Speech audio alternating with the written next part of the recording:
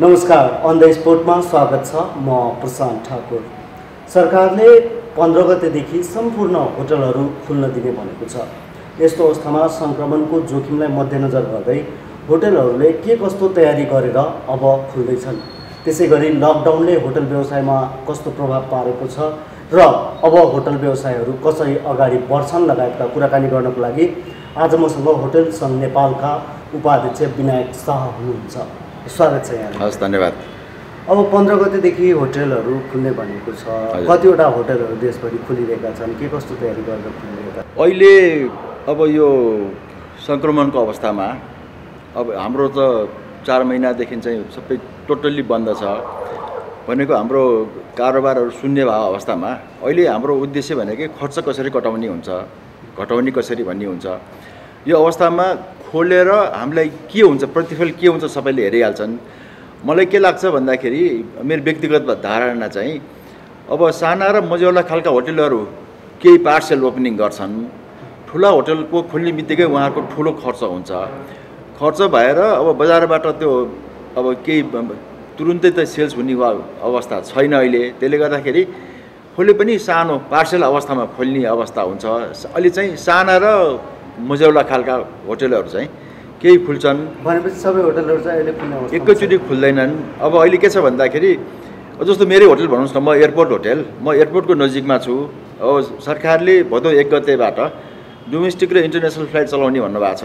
त्यो चलाइसकेपछि त अब केही न केही त पहिला जस्तो नर्मल टाइमको जस्तो त आउने कुरै भएन। केही न केही गेस्टहरू आउनुहुन्छ, त्यो गेस्टलाई पनि अब होटलमा उहाँहरूको आवश्यकता हुन्छ। त्यो आवश्यकता अनुसार के गर्न सकिन्छ भनेर हामी चाहिँ नि एयरपोर्ट होटल चाहिँ नि पर्सि 15 गतेदेखि नै हामी एउटा पार्सल ओपनिङमा अहिले सानो 10% हाम्रो क्यापासिटीमा हामी सुरु गर्न लाग्छौँ। जस्तै कतिपय होटलहरू चाहिँ अहिले क्वारेन्टिनको रूपमा पनि प्रयोग भइरहेका छन्। हजुर, ती होटलहरू अब कसरी अगाडि बढ्लान्, किनभने सर्वसाधारण आउन थालेपछि र क्वारेन्टिन आउन थालेपछि तिनीहरू क्वारेन्टिनकै रूपमै हुने हुन् वा फेरि अब होटलकै रूपमा रूपान्तरण भएर जान्छन्? होइन, अब क्वारेन्टाइनको अवस्था चाहिँ अब लगभग सकियो, किनभने सरकारले कमर्सियल फ्लाइट सुरु गर्न थालेपछि त अब आउँदाखेरि पनि सरकारको एउटा निश्चित एउटा कार्यविधि मापदण्ड हुन्छ। अब अहिले के छ भन्दाखेरि सबभन्दा ठुलो क्वेसन नै तपाईँले उठाउनु भयो कि हाम्रो एयरपोर्टमा जो मान्छेहरू आउनुहुन्छ उहाँहरूलाई क्वारेन्टाइनमा बस्नुपर्छ कि पर्दैन। बस्नुपर्छ भने कति दिन बस्नुपर्छ? अधिकांशले त PCR रिपोर्ट लिएर आउँछ। मतलब हेल्थ रिपोर्ट लिएर आउने मान्छेलाई पनि अब क्वारेन्टाइनमा राख्नुपर्छ कि पर्दैन भन्ने कुराहरू सरकारबाट एउटा कार्यविधि चाहिँ प्रष्ट रूपमा आउन आवश्यक छ। एउटा दोस्रो चाहिँ अब नेपालीहरू त आफ्नो देश आउने भए, विदेशीहरू पनि के आउन सक्छन्। विदेशीहरू आउँदाखेरि उहाँहरूलाई अनअराइभल भिसा दिने कि नदिने त्यो पनि अहिलेसम्म सरकारको त्यो एउटा नीति निर्देशन आवश्यक छ। त्यसरी अब कति दिन बस्नुपर्छ, के गर्नुपर्छ भन्ने एउटा कार्यविधि अहिले यो कोभिड सङ्क्रमण कसरी घटाउने भन्ने कुराहरू नेपाल सरकारको एउटा प्रोसिडियर कार्यविधि आइसकेको छ र हामीले WHO को जुन कार्यविधिलाई हामीले फलो गरेर हामीले त्यो अब सङ्क्रमण एकदम कमसेकम हामीले त्यसलाई अब रोक्न सकौँ। किनभने हामी आफै, हाम्रो कर्मचारी, कामदार र हामी कहाँ आउने गेस्टहरूलाई पनि हामीले सङ्क्रमणबाट बचाउनु छ। हाम्रो सबभन्दा ठुलो प्रायोरिटी र चुनौती नै त्यही हो कि सरकारको प्रोटोकल, WHO को प्रोटोकल पालना गरेर हामीले मास्क लगाउने, सेनिटाइज गर्ने, कोठाहरू डिसइन्फेक्सन गर्ने, जम्मै कुरा यावत कुराहरू डिस्टेन्स मेन्टेन गर्ने, जति पनि कुराहरू छ नि एकदम रेगुलरली टेम्परेचर नाप्ने, अनि कुनै सिम्पटम देखियो भने तुरुन्त हामी स्वास्थ्यकर्मीलाई खबर गर्ने जुन कुराहरू छ त्यो हामी एकदम तदारुकताका साथ हामी पालना गरेर हामी अगाडि बढ्ने हो। किनभने अब यो कोभिड सँगसँगै हाम्रो व्यवसाय, जीवनयापन, अब परिवार पनि पाल्नुपर्छ। जस्तै यो अब जुन मापदण्डहरू आउँछन् तीहरूमा चाहिँ एक्स्ट्रा खर्च हुने स्वाभाविक हो। होटलको त्यो लगानी हुन्छ। अनि के कस्तो तयारीहरू भइरहेको छ अहिले? जस्तै अब 15 गतेदेखि खोल्दैछ, तपाईँहरूकै खोल्दैछ र समग्रमा जुन होटलहरू खुल्दैछन् तिनीहरूले चाहिँ के कस्ता मापदण्ड बनाएर के तयारी गर्नु? हजुर, सरकारले जुन मापदण्ड तोकेको छ त्यो मापदण्ड पुरा नगरी त कोही खोल्नै पाउँदैन, खोल्नै पर्छ। किनभने राष्ट्रिय सङ्कट छ र यो अब हेल्थ इमर्जेन्सी हो भने अहिले त नेपालीहरूको जीव ज्यान हामीले बचाउनुपर्छ। सरकारको पनि उद्देश्य त्यही हो, हाम्रो पनि त्यही हो। व्यवसाय पनि सँगसँगै लानुपर्ने भएर हामीले यो गरिरहेछौँ होइन। बन्द मात्रै गर्दाखेरि त्यसको समाधान निस्किँदैन।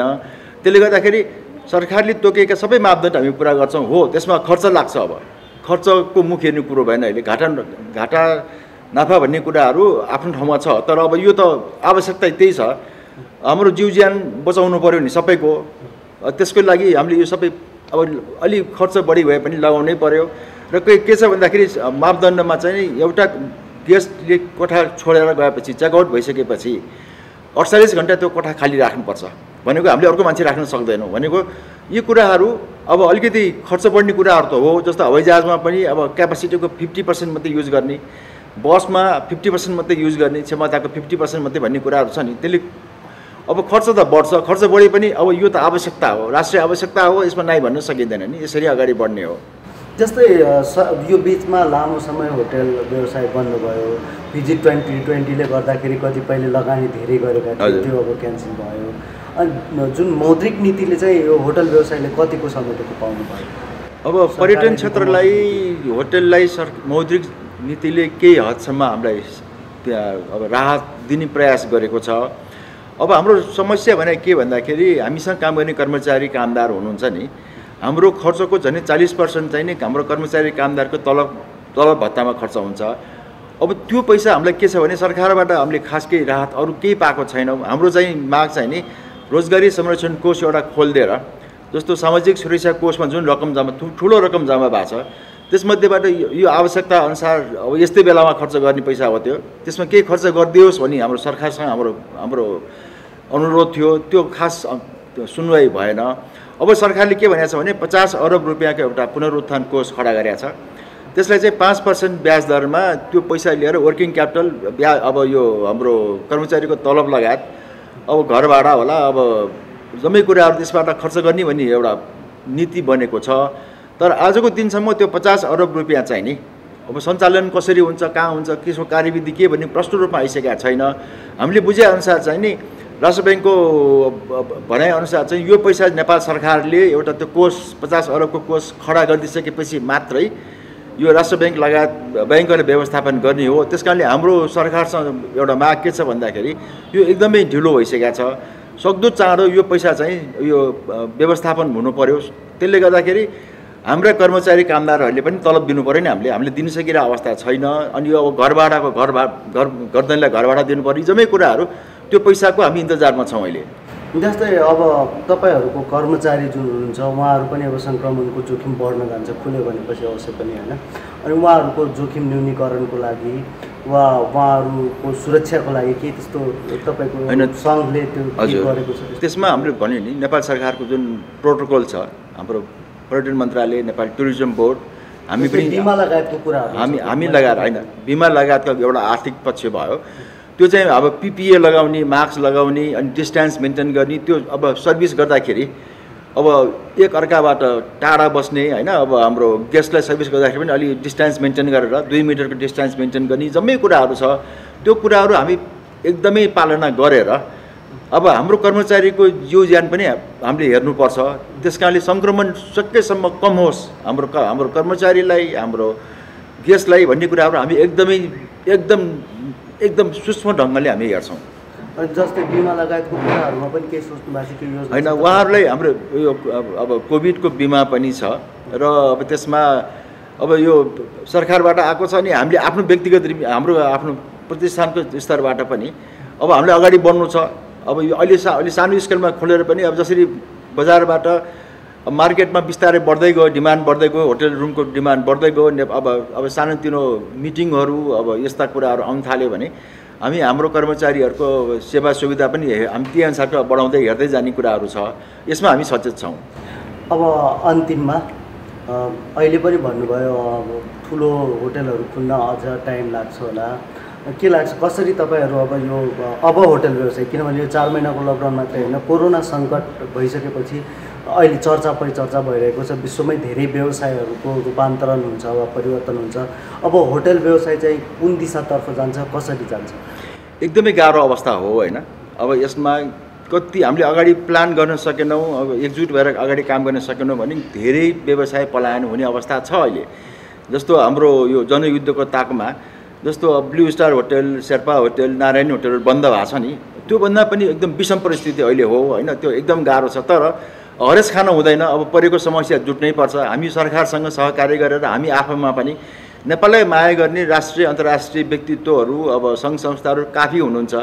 अझ पनि अक्टोबर नोभेम्बरमा नेपालको हिमालमा जाने, हाम्रो पहाडमा जाने, ट्रेकिङ जाने, प्रकृतिसँग रमाउने नेपाल लभर्सहरू भन्छौँ नि विदेशबाट, त्यस्ता मान्छेहरूको बुकिङ पहिला गरेको बुकिङ धेरै त क्यान्सल भयो, अझ पनि केही प्रतिशत क्यान्सल भएको छैन हो। अब एउटा आशाको किरण के भन्दाखेरि सरकारले एयरपोर्ट अब अन्तर्राष्ट्रिय फ्लाइट पनि खोलिदिएको छ, होटल पनि खोल्न दिएको छ।